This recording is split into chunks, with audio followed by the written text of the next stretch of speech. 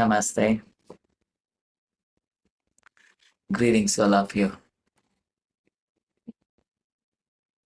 பிரார்த்தனை பண்ணலாம்.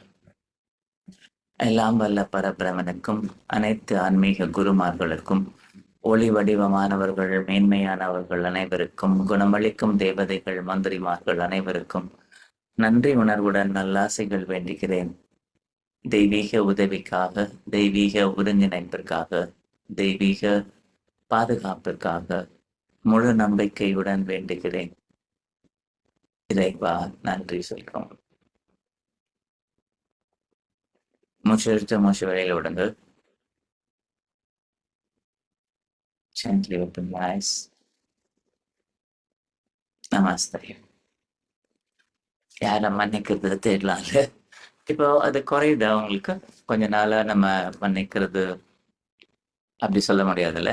அன்னைக்கு நாள் எப்படி இருந்தது பொறுத்து மாறுறதுக்கு வாய்ப்பு இருக்கு.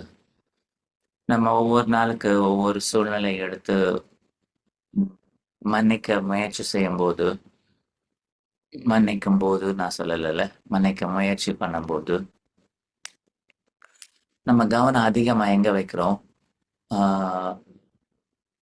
நமக்குள்ளேயே வச்சுக்கிறோம். ரைட்? நமக்குள்ளே வைக்கும் போது என்ன ஆகுது? நான் தான் இந்த வலிக்கோ வேதனைக்கோ பொறுப்பு அப்படிங்கிறத ஞாபகப்படுத்திக்கிறோம்.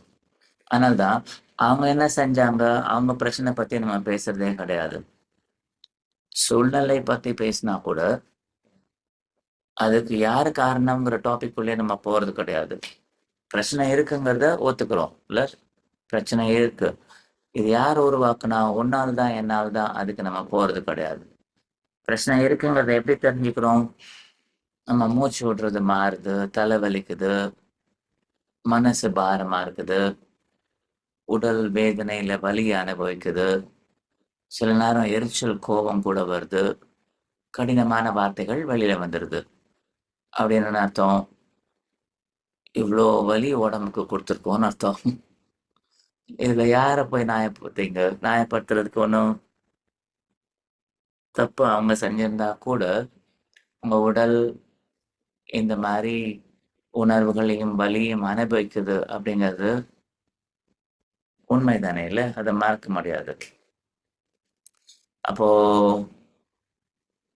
இந்த வலி உங்க உடலுக்குள்ள வந்து உங்க மனசை பாரமாக்குனது, வேதனைக்குள்ளாக்குனது இன்னொருத்தவங்கள நான் சொல்றது எப்படி நம்ம சொல்ல முடியும்? இன்னொருத்தவங்க எதை வேணா செய்யலாம். ஆனா உங்க வீட்டுக்குள்ள வரும்போது அந்த எனர்ஜிய வீட்டுக்குள்ள விடணுமா வேண்டாமாங்கிற பொறுப்பு யாருடையது? இல்ல. ஃபார் எக்ஸாம்பிள், உங்க வீட்டுக்குள்ள உங்களுக்கு யாருன்னே தெரியாத நிறைய பேர் வந்துட்டாங்க, ரைட்?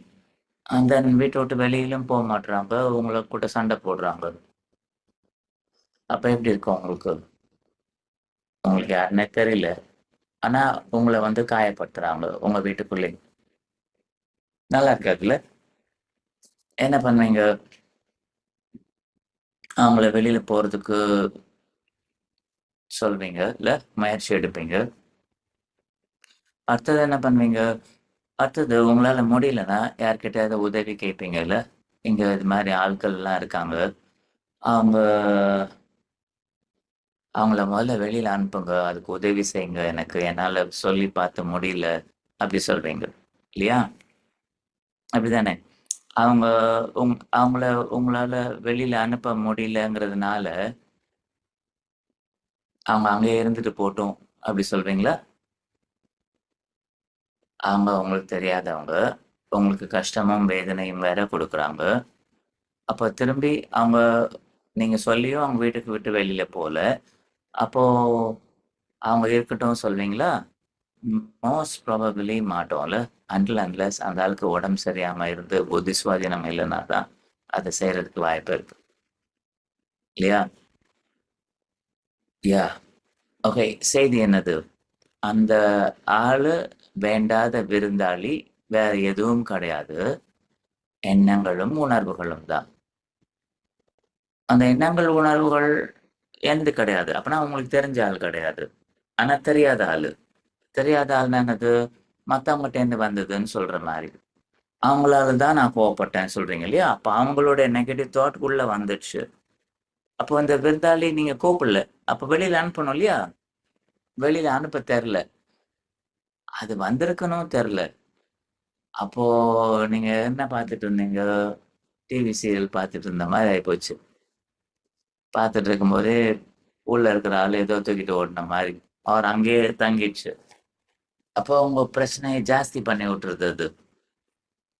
இந்த விருந்தாளி சொன்னது உங்க எண்ணத்தோட தொடர்புடையது. உங்க உணர்வுகளோட தொடர்புடையது. இப்போ உங்க வீட்டுக்குள்ள வந்து உங்கள தொந்தரவு பண்ணத, இல்ல உங்க நிம்மதிய கெடுத்த அந்த விருந்தாளிய, அந்த எண்ணங்கள, உணர்வுகள எப்படி வெளியில அனுப்புறது? அது உங்களுக்கு தெரியும். 2வது ஒரு வாட்டி வெளியில அனுப்பிச்சுட்டீங்கன்னா, திரும்பி இந்த ஆள் உள்ள வராம பார்த்துக்கணும். இல்லையா? நான் சொல்றது நியாயமானது தானே! ஏற்கனவே ஒரு ஆள் வந்து பிரச்சனை பண்ணிட்டு போயிடுச்சு. அப்போ இந்த ஆளு திரும்பி வரக்கூடாது. வந்ததுன்னா, நம்மளுக்கு குடும்பத்தில ஜாஸ்தி குழப்பம் ஏற்படுத்தும். ஆனா, ஒவ்வொரு வாட்டி சண்டை வரும்போதும், அந்த விருந்தாளிய உள்ள விட்டுர்றோம்.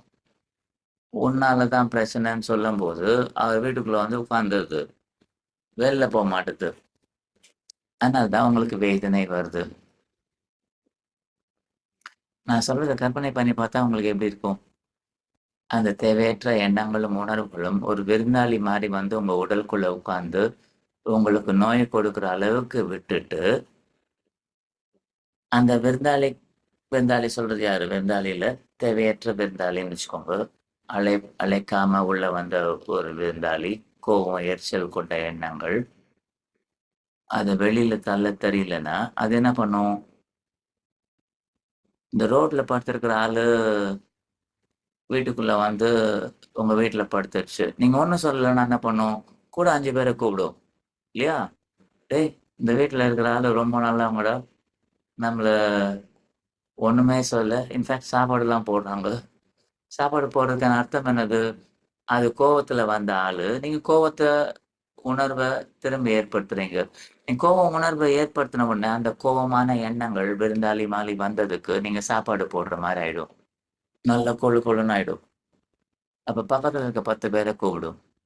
அதே தான் நடக்குது.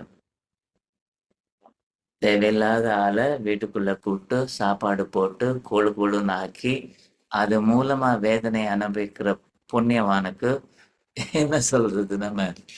இல்ல தூங்கிட்டு இருக்குன்னு அர்த்தம் அந்த ஆளு. ஒரு அடி பலார்ன்னு போடணும் இல்லையா? யார் தூங்குறா இங்க? கண்ணு தான் தெளிவா முழிச்சிருக்குதே! உடல் முழிச்சிருக்கு. ஆனா ஆத்மா தூங்கிட்டு இருக்கு. ஆத்மா தூங்குனதுனால, தேவையற்ற எண்ணங்கள், உணர்வுகள் விருந்தாளி மாரி வந்துருச்சு. இந்த விருந்தாளி தான் உங்கள நிம்மதியா இருக்க விட மாட்டுது. நீங்க நிம்மதியா இருந்தீங்கன்னா, இந்த ஆளு உள்ள இருக்க முடியாது. இந்த கோவம், எரிச்சல் உள்ள இருக்க முடியவே முடியாது. அன்பார்ச்சுனேட்டா ஐ ஆம் சொல்லக்கூடிய இந்த ஆத்மா விழிப்புணர்வோடு இல்லாதனால, இந்த கோவம் சொல்லக்கூடிய எண்ணங்களும், உணர்வுகளும் உள்ள வந்து உட்கார்ந்துருது. வாவ்! This is trouble. அப்ப நான் சொல்லக்கூடிய அந்த ஆத்மா விழிப்புணர்வோடு இல்லாதனால, வந்த வேதனை தான் உங்கள மன்னிக்க விட மாட்டேன்து. அந்த அலையா விருந்தாளி தான் உங்கள மன்னிக்க விட மாட்டேன்து. ஏன்? நீங்க மன்னிச்சீங்கன்னா, அவங்கள வெளில சாப்பாடு போடாம வெளில தொரத்துன மாரி ஆயிடும். "போடா வெளில" அப்படி சொல்ற மாரி இருக்கும். இல்லையா? ஆனா நீங்க திட்டுறீங்க, காயப்படுத்துறீங்க, கோவப்படுறீங்கன்னா, அதுக்கு சாப்பாடு போடுறீங்கன்னு அர்த்தம்.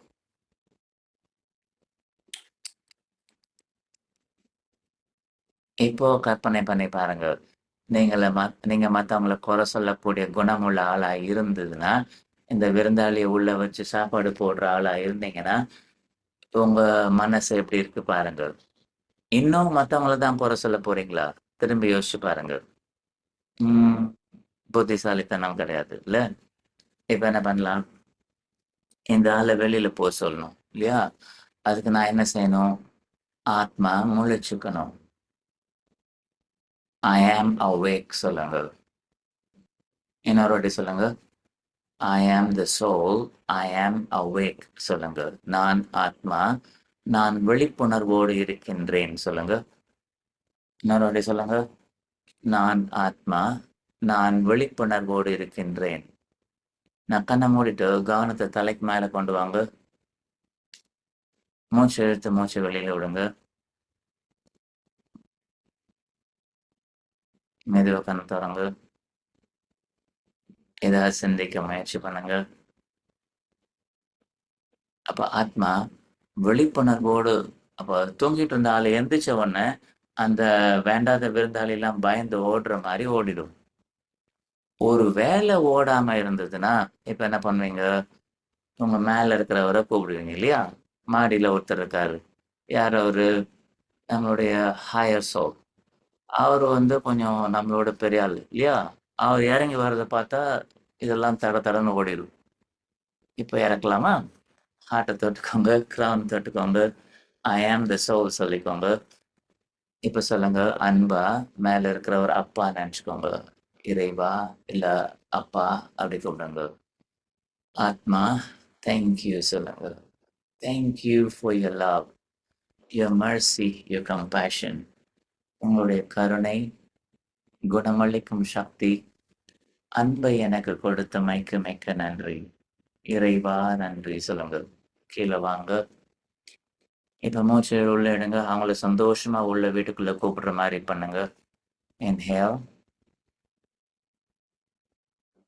இருதயத்துக்கு கொண்டு வாங்க. ஹார்ட்ல கவனம் வச்சுட்டு மூச்சை வெளியில விடும்போது இந்த ஒளி உடல் முழுக்க பரவுற மாரி பண்ணுங்க. திடீர்னு மேல இருந்து இருட்டா இருக்கிற ரூம்ல டார்ச் லைட் அடிச்சுட்டு வந்த உடனே இந்த இருட்டுல ஒளிஞ்சிட்டு இருந்த எல்லாம் தட தட தடன்னு ஓடுற மாரி உங்க எண்ணங்களும் உணர்வுகளும் இப்ப ஆல்ரெடி ஓடி இருக்கும். இப்ப நீங்க என்ன சொல்வீங்க? இந்த லைட் கொண்டு வந்தவங்களுக்கு மிகுந்த நன்றி சொல்வீங்க இல்லையா? இப்ப சொல்லுங்க பார்க்கலாம். முழு நம்பிக்கையுடன் என்னுடைய ஆத்மாக்கு மிகுந்த நன்றியை தெரிவிக்கின்றேன் சொல்லுங்க. அப்ப நான் யாரு? என்னுடைய ஆத்மாக்குன்னு சொன்னா, நான் ஜீவாத்மா சொல்லுங்க. ஜீவாத்மா ஆகிய நான் என் உயர் ஆத்மா இல்ல ஹையர் சோலுக்கு நான் நன்றி சொல்றேன் சொல்லுங்க. Inhale, hold your breath, exhale. இப்ப சொல்லுங்க, இறைவா நன்றி சொல்லுங்க. Thank you for your love, your mercy and compassion. Inhale, hold your breath, exhale. மெதுவா கண்ண திறங்க. அந்த சந்தோஷத்தையும் பேரானந்தத்தையும் அனுபவிங்க. இப்ப கைய உயர்த்திட்டு ஹையர் சோல்லேருந்து வரக்கூடிய ஒளி ஜீவாத்மா வழியா, கிரவுன் வழியா, இருதயம் வழியா கைகளுக்கு போற மாரி, கையிலேருந்து எல்லாருக்கும் போற மாரி பிரகாசமா பண்ணுங்க. ஸோ உங்க வீட்ல மட்டும் இல்ல, மத்த வீட்லயும் இந்த மாரி ஆள் இருந்ததுன்னா, அவங்களும் வெளியில ஓடுறதுக்கு இது காரணமா இருக்கும். எல்லாரும் நல்லா இருக்கணும் சொல்லுங்க. குறிப்பிட்டா அந்த பிரச்சனைய உண்டு பண்ண ஆளுங்க, அவங்க நிம்மதியா இருக்கணும் சொல்லுங்க. அவங்களுக்கு மன நிம்மதியும், சந்தோஷமும் உண்டாகட்டும்.